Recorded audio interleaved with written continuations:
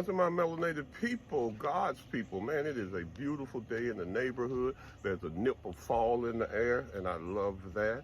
It feels good out here. We're out here loving, living, and enjoying life. Remember, like, comment, subscribe, and hit that notification button so that we can notify you when I upload a video.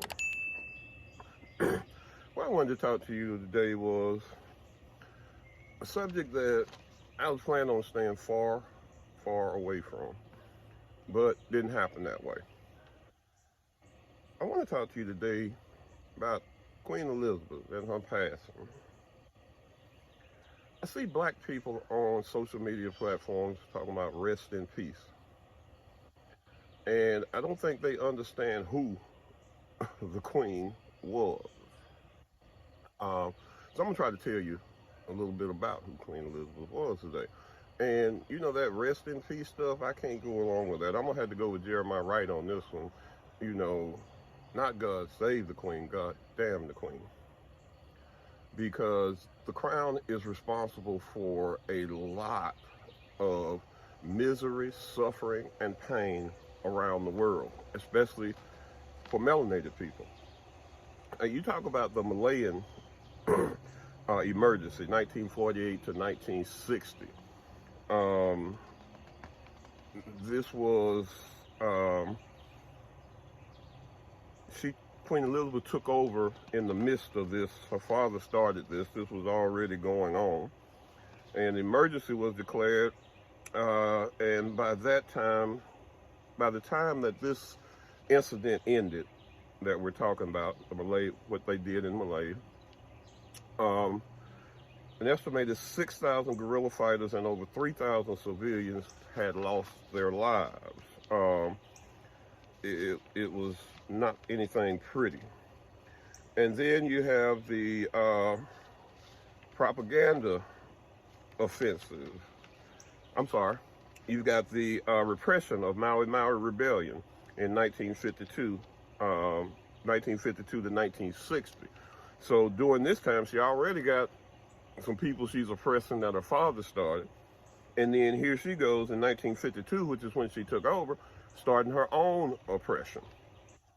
In 1952, after decades of economic migration, disposition, and violence at the hands of the British regime, a group of Kenyan militants known as the Maui Rebels launched an anti-colonial uprising against the white settlers of Africa, loyalists in their country. And by October of that year, British moved military reinforcements into Kenya and put down this uprising. They launched a brutal campaign, and threw over 100,000 of the Kiyu, the Niru, and the Ibu Kenyans into detention camps where they were subjected to interrogation, torture, beatings, and sexual abuse. Okay, rest in peace. Yeah, okay. The propaganda offensive in Indonesia. They